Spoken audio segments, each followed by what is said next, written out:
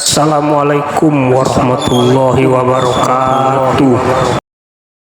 Assalamualaikum warahmatullahi wabarakatuh.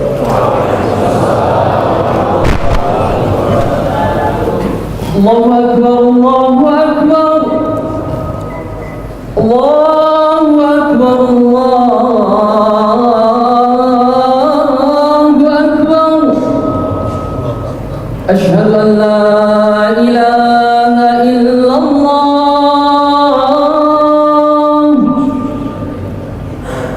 Asyhadu an la ilaha illallah.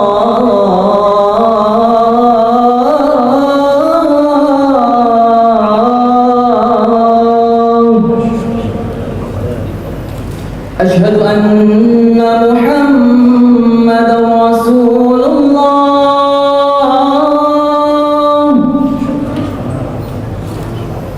Asyhadu anna Muhammadar Rasulullah.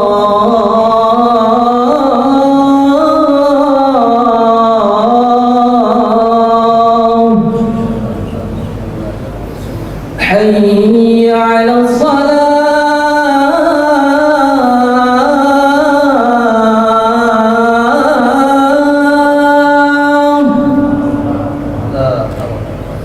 حي على الصلاة.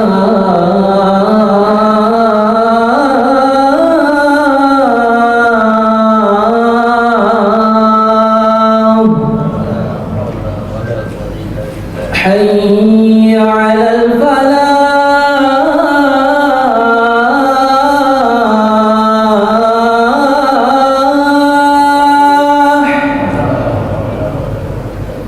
حي على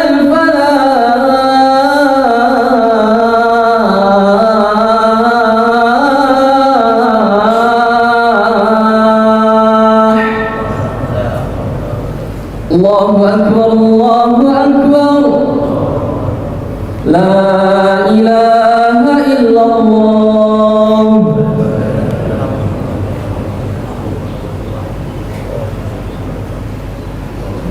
Ma'asyiral muslimin rahimakumullah. Warad 'anil nabi sallallahu alaihi wasallam anna yawmal jum'ati sayyidul ayyami wa 'idul muslimin. Wahai segenap kaum muslimin yang dimuliakan Allah, telah datang dari baginda Nabi Muhammad sallallahu alaihi wasallam bahwa sesungguhnya hari Jumat merupakan penghulunya hari-hari dan merupakan hari besarnya bagi umat Islam. فإذا صعد الخطيب المنبر وشرع في الخطبة فلا يتكلمن أحدكم فقد ورد أن رسول الله صلى الله عليه وسلم قال. Maka apabila khatib telah naik ke atas mimbar kemudian menyampaikan syiar khutbah, maka jangan ada di antara kalian yang berbicara, karena berkaitan dengan hal ini sungguh telah ada peringatan dari baginda Nabi Muhammad SAW, dan beliau bersabda, "Idza qulta li sahibika yawmal jum'ati ansir wal imam yakhutub faqad laghut." Wa fi haditsin akhar, "Wa man lagha fala jum'ata lah." Barang siapa yang berkata kepada orang yang berada di dekatnya atau berada di sebelahnya, sekedar ia hanya mengatakan ansit atau diamlah, sedangkan saat itu khatib sedang berkhutbah, maka sungguh ia telah melakukan hal yang sia-sia. Dan di dalam hadis lain baginda Nabi Muhammad SAW juga menerangkan, barang siapa yang melakukan hal yang sia-sia atau laghaw, fala jum'ata, maka sama saja seperti ia tidak melaksanakan rangkaian ibadah salat Jumat. Ansitu wassami'u wa ati'u rahimakumullah. Maka oleh sebab itu hadirin yang dimuliakan Allah, diamlah dan dengarkanlah baik-baik.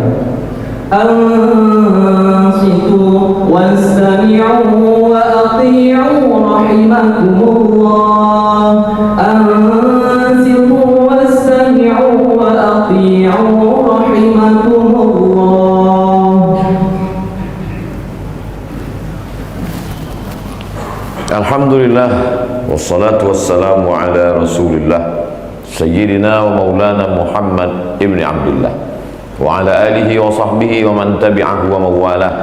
Ashhadu an la ilaha illallah wahdahu la sharika lah wa ashhadu anna sayyidina Muhammadan abduhu wa rasuluh wa safiyyuhu min khalqihi wa khaliluh addal amanah wa ballagha ar-risalah wa nasaha lil ummah wa tarakana 'ala al-mahajjatil bayda lailuha kanahariha la yazighu anha illa halik.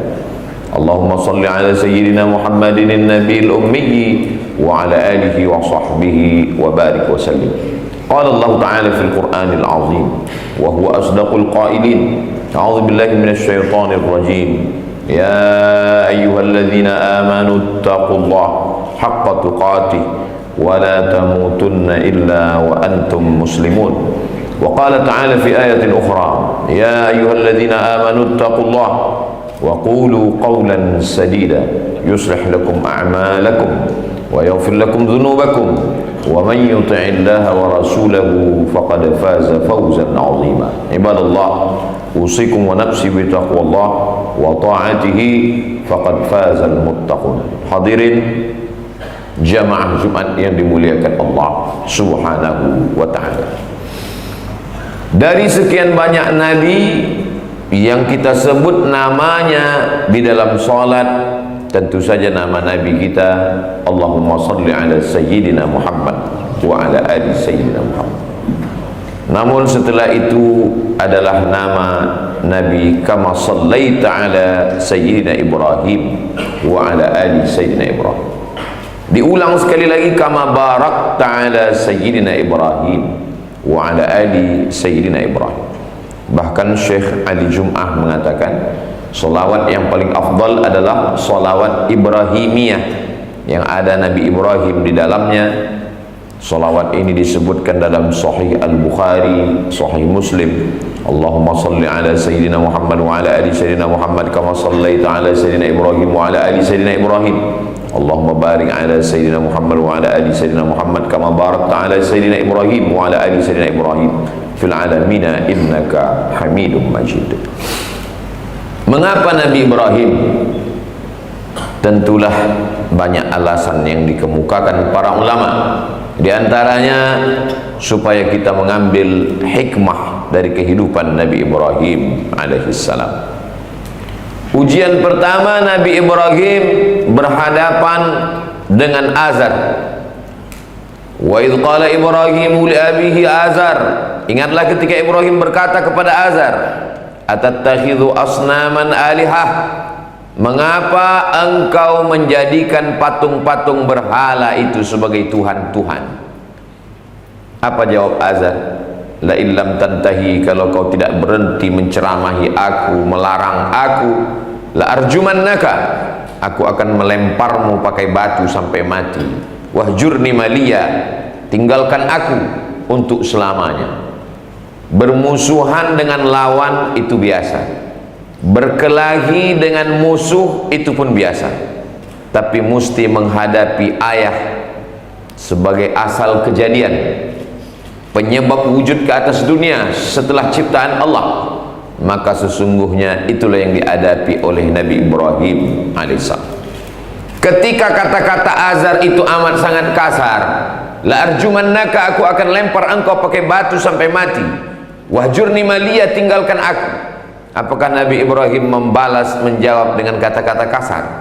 Perhatikan jawaban Nabi Ibrahim alaihissalam. Sa'astaghfiru laka rabbi, aku akan memintakan ampun kepada Tuhan. Allah akan mengampunimu dengan permohonanku kepadanya. Innahu kana bi hafiyya, karena sesungguhnya aku dekat dengan Allah dan dia akan memperkenankan doa-doaku. Pelajaran pertama yang dapat kita ambil dari Nabi Ibrahim alaihissalam, bahwa kita akan berhadapan dengan orang-orang yang terdekat dengan kita. Betapa banyak anak-anak muda yang hijrah, bertaubat, sebelumnya jahat, maksiat, lalu kemudian mendapat hidayah. Ujian pertama berhadapan dengan ibu yang melarang anaknya untuk memakai hijab. Ujian pertama, ayah yang sudah merasa sudah menyekolahkan, mendidik anak, mendapat pekerjaan di bank konvensional dengan gaji dan nama yang besar. Lalu kemudian ketika anak bertaubat, berhijrah, mereka tidak setuju. Saat itu anak mesti mengambil pelajaran Nabi Ibrahim alaihissalam. Nabi Ibrahim tidak berkata kasar. Nabi Ibrahim berkata, "Sa'astaghfiru laka rabbi." Ibu yang melarang untuk berhijab, aku akan memintakan ampun kepada Allah untukmu. Ayah yang melarang anak untuk keluar dari bank konvensional, aku akan memintakan ampunan kepada Allah untukmu. Innahu kana bi hafiya. Allah akan mengampuni segala dosa-dosa. Nabi Muhammad SAW tidak berhadapan dengan ayah dan ibunya, karena risalah datang setelah mereka meninggal dunia. Nabi berhadapan dengan pamannya. Tabbat syada abi lahabin wa tabb, ma aghna anhu maluhu wa ma kasab, sayasla naran dhata lahab, wa imra'atuhu hammalatal hatab, fi jidha hablum mim masad. Padahal Abu Lahab adalah paman yang amat sangat baik. Ketika Abu Lahab punya seorang pembantu bernama Suwaibah. Suwaibah diperintahkan untuk menjaga adik iparnya yang bernama Aminah. Tunggu kelahirannya. Nanti kalau dia melahirkan anak, sampaikan kabar bahagia ini ke rumah. Hari yang ditunggu pun datang, kebahagiaan pun tiba. Suwaibah datang memberikan kabar bahwa anak yang dinanti sudah pun wujud ke atas dunia. Wahai paman Abu Lahab, Aminah sudah melahirkan anak.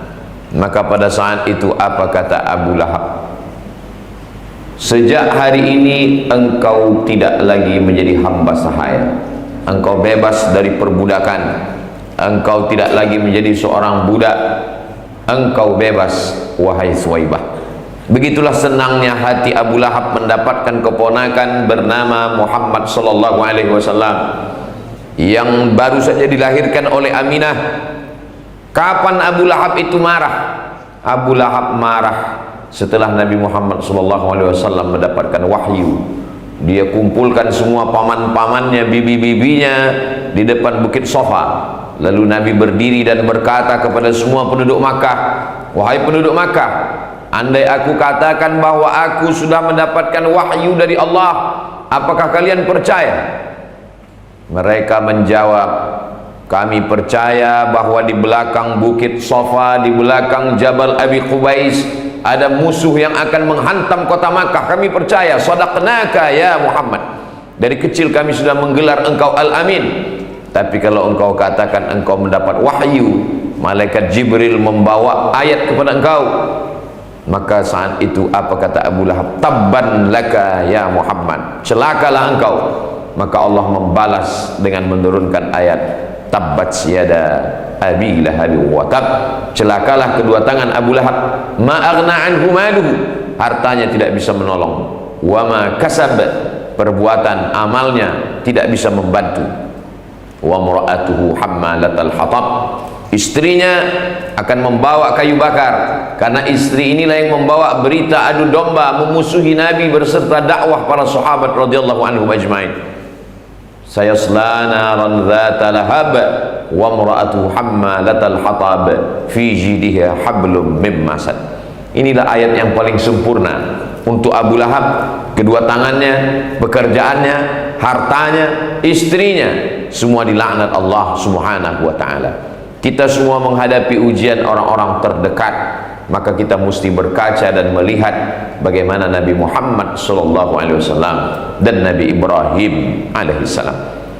Iyamsaskum qarhun faqad massal qauma qarhun mithluh. Kalau kamu mendapat ujian hidup, maka orang-orang sebelum kamu pun juga mendapatkan ujian. Apa yang kita terima hari ini sesungguhnya sudah dialami oleh Sayyidina Muhammad dan Sayyidina Ibrahim alaihissalam. Selesai berhadapan dengan keluarga, Nabi Ibrahim alaihissalam berhadapan dengan umat manusia. Falamma ra'al qamara bazighan qala hadza rabbi. Ketika melihat bulan tampak terang benderang di tengah malam, Nabi Ibrahim berkata, ini Tuhan. Falamma afala qala la uhibbul afilin. Ketika pada siang hari bulan menghilang, maka dia bukan Tuhan. Lalu kemudian pada siang hari saat melihat, falamma ra'asy-syamsa bazighatan qala hadza rabbi. Ketika siang hari melihat matahari terang benderang, ini Tuhan. Hadza akbar, ini lebih besar daripada bulan. Falamma afalat, ketika dia menghilang, berarti dia bukan Tuhan. Ada sebagian orang mengatakan Nabi Ibrahim mencari Tuhan. Nabi Ibrahim bukan filosof. Nabi Ibrahim bukan ahli filsafat. Ahli filsafat merenung mencari Tuhan, sedangkan Nabi adalah orang yang dipilih oleh Allah Subhanahu wa ta'ala. Mereka kenal Allah karena Allah memilih mereka untuk memperkenalkan Allah kepada umat manusia. Lalu kenapa Nabi Ibrahim mengatakan melihat bintang-bintang adalah Tuhan, melihat bulan-bulan adalah Tuhan, melihat matahari-matahari adalah Tuhan? Ketika semuanya menghilang lenyap, maka mereka bukan Tuhan. Nabi Ibrahim sedang berargumentasi kepada para penyembah bintang. Mereka yang mengatakan bintang itu Tuhan, bulan itu Tuhan, matahari Tuhan. Kalau memang mereka Tuhan, kenapa mereka lenyap? Kenapa mereka hilang? Nabi Ibrahim sedang mengajak mereka berfikir menggunakan akal yang dipikirkan, yang dikirimkan Allah Subhanahu wa ta'ala. Nabi-nabi tidak pernah mencari Tuhan, karena nabi-nabi itu diperkenalkan Allah melalui dirinya sendiri. Allah yang memperlihatkan kuasanya kepada nabi-nabi, lalu nabi itu menjelaskan kepada umat manusia. Allah Subhanahu wa ta'ala mau menunjukkan kepada mereka, para penyembah bintang gemintang, sampai hari ini masih ada manusia yang percaya bahwa takdir manusia terkait dengan hari lahir, bulan lahir. Mereka disebut percaya dengan astrologi, sedangkan umat Islam disuruh mempelajari astronomi, ilmu langit, ilmu bumi, geologi, ilmu yang terkait dengan peredaran bintang gemintang, rembulan, matahari dan planet-planet, astronomi. Kita disuruh mempelajari itu semua. Inna fi khalqis samawati, dalam penciptaan langit, astronomi. Wal ardi, penciptaan bumi, geologi. Waqtilafil laili wan nahar, perputaran siang dan malam. La ayatin, itu semua adalah ayat-ayat, tanda-tanda kebesaran Allah. Bagi siapa? Li ulil albab, bagi orang yang berfikir. Siapa ulul albab itu? Siapa orang yang berfikir itu? Alladzina yadhkuruna Allah, orang-orang yang berzikir mengingat Allah, menyebut Allah qiyaman ketika tegak, wa qu'udan ketika duduk, wa ala junubihim saat berbaring. Lalu kemudian mereka mengatakan, Rabbana ma khalaqta hadza batila, tidaklah yang engkau ciptakan ini sia-sia. Subhanak, maha suci engkau. Faqina adzaban nar, selamatkan kami dari azab neraka. Anak-anak umat Islam diperintahkan untuk mempelajari astronomi, ilmu falak. Bagaimana umat Islam menetapkan 1 Muharram, bagaimana menetapkan 1 Ramadan, 1 Syawal, berdasarkan ru'yah. Tapi ru'yah mustahil, dia hanya disokong, dibantu dengan ilmu falak, ilmu astronomi, ilmu yang mengkaji tentang peredaran matahari dan bulan. Lita'lamu adadas sinina wal hisab, supaya kamu tahu bagaimana hitungan tahun. Itulah yang diperintahkan. Adapun yang terkait dengan nasib, kadzdzabal munajjimun walau shadaqu, para ahli perbintangan, ahli nujum itu bohong kalau mereka meramal nasib. Kalaupun kebetulan terjadi, itu hanya kebetulan saja. Orang yang percaya kepada ramalan nasib perbintangan, maka rusaklah akidahnya kepada Allah Subhanahu wa ta'ala. Man atakahinan, siapa yang datang kepada peramal, fasaddaqahu bima yaqul, percaya kepada ramalan, falam tuqbal lahu salatun arba'ina lailah, tak diterima salatnya 40 hari 40 malam. Man ata'arrafan, siapa yang datang kepada peramal, datang kepada dukun, fasaddaqahu bima yaqul, percaya kepada ramalan dukun, percaya kepada ramalan peramal, faqad kafara bima unzila ala Muhammad, maka sesungguhnya dia sudah dianggap kafir terhadap apa yang diturunkan kepada Nabi Muhammad sallallahu alaihi wasallam. Nabi Ibrahim ujiannya adalah berhadapan dengan azar. Selesai ujian dengan azar, berhadapan lagi dengan ujian umat masyarakat yang percaya kepada perbintangan. Sampai hari ini masih ada umat manusia, bahkan orang Islam sendiri pun percaya kepada Allah, tapi juga percaya kepada perbintangan. Nujum diambil dari kata najam. Najam artinya bintang, nujum artinya bintang-bintang. Nasib manusia dikaitkan dengan bintang-bintang. Inna khalaqna kulla syai'in, kami menciptakan segala sesuatu, ditetapkan Allah dengan takdirnya, kuasa Allah. Di antara rukun iman yang keenam, antu'mina bil qadari, percaya kepada takdir, khairihi wa syarrihi, takdir baik dan takdir buruk, kembalikan kepada Allah subhanahu wa ta'ala. Selesaikah ujian Nabi Ibrahim alaihissalam? Belum. Nabi Ibrahim alaihissalam masih berhadapan lagi dengan umat penyembah berhala. Ketika mereka semua pergi ke kebun kurma, Nabi Ibrahim melihat kesempatan. Nabi Ibrahim mengambil kampak yang besar, dia pergi ke tempat berhala-berhala, dia hancurkan berhala-berhala itu. Lalu kemudian dia gantungkan kampak yang besar itu ke leher berhala yang paling besar. Setelah mereka kembali, mereka melihat puing-puing berhala hancur berserakan. Lalu kemudian mereka berkata, diabadikan dalam Al-Quran, mereka memanggil Nabi Ibrahim alaihissalam. Mereka langsung mengarahkan tuduhan itu kepada Nabi Ibrahim. A'anta fa'alta hadza bi alihatina ya Ibrahim, engkau yang melakukan ini kepada Tuhan-Tuhan kami wahai Ibrahim? Nabi Ibrahim menjawab, bal fa'alahu kabirhum hadza, yang melakukan ini adalah Tuhan yang paling besar, berhala yang paling besar. Inilah yang sudah menghancurkan berhala-berhala kecil. Fas'aluhum in kanu yantiqun, kalau kamu tidak percaya, tanyalah berhala-berhala ini kalau mereka bisa menjawab pertanyaan kalian. Nabi Ibrahim lagi-lagi sedang mengajak manusia untuk menggunakan akal fikirannya. Kalau membela dirinya saja tidak bisa, apalagi membela umat manusia. Kalau membela dirinya dari hancur berhala berkeping tidak bisa, bagaimana dia bisa menolak bala yang menimpa manusia? Nabi Ibrahim mengajak akal manusia berpikir, bukan aku yang melakukannya. Yang melakukannya adalah berhala yang besar ini. Dia yang sudah menghancurkan berhala kecil. Fas'aluhum in kanu yantiqun, tanya kepada mereka. Manusia kalau dia diajak berdebat dengan otak, dia kalah, dia akan menggunakan ototnya. Dia akan mengadu kepada penguasa karena dia kalah. Di saat itu Namrus memerintahkan untuk menyalakan api unggun, membakar Nabi Ibrahim alaihissalam. Diabadikan dalam Al-Quran, harriquhu, bakar dia. Di saat itulah turun pertolongan Allah subhanahu wa ta'ala. Apa kata Allah kepada api? Ya nar, wahai api, kuni bardan, jadilah engkau api yang sejuk, wasalaman, dan selamat ala Ibrahim, kepada Nabi Ibrahim alaihissalam. Apa kata ahli tafsir?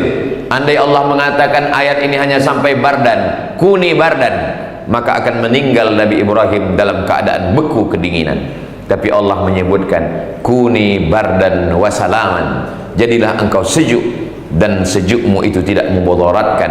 Wasalaman ala Ibrahim, Nabi Ibrahim keluar dari api itu dalam keadaan dingin. Tak ada yang sulit bagi Allah. Innama amruhu idza arada syai'an ayyakula lahu kun fayakun. Selesai menghadapi azar, belum selesai, masih ada ujian menghadapi penyembah bintang gemintang. Berakhir dengan penyembah bulan, matahari dan bintang, belum berakhir ujian, masih berhadapan dengan penyembah berhala. Apakah selesai ujian? Belum. Nabi Ibrahim menikah dengan Sarah, tidak juga dikunjungi anak belum juga lahir. Nabi Ibrahim berdoa, Rabbi habli minas salihin, Rabbi habli minas salihin, Rabbi habli minas salihin, sampai akhirnya menikah dengan Sarah, belum juga punya anak. Rabbi habli minas salihin. Imam Abul Fida Ismail Ibnu Katsir menyebutkan dalam tafsir Al-Quranil Azim, 86 tahun umur Nabi Ibrahim, barulah Allah mengirimkan seorang anak bernama Ismail alaihissalam. Untuk apa kita sebut namanya? Supaya kita sabar bahwa di balik kehidupan ada ujian yang luar biasa. Mudah-mudahan kita diberikan kesabaran seperti yang diberikan Allah kepada Nabi Ibrahim alaihissalam. Kama sallaita ala Ibrahim wa ala ali Ibrahim, kama barakta ala Ibrahim wa ala ali Ibrahim fil alamina innaka Hamidum Majid. Barakallahu li wa lakum fil Qur'anil azim wa nafa'ani wa iyyakum bima fihi minal ayati wa dzikril hakim wa taqabbala minni wa minkum tilawatahu innahu huwal ghafurur rahim.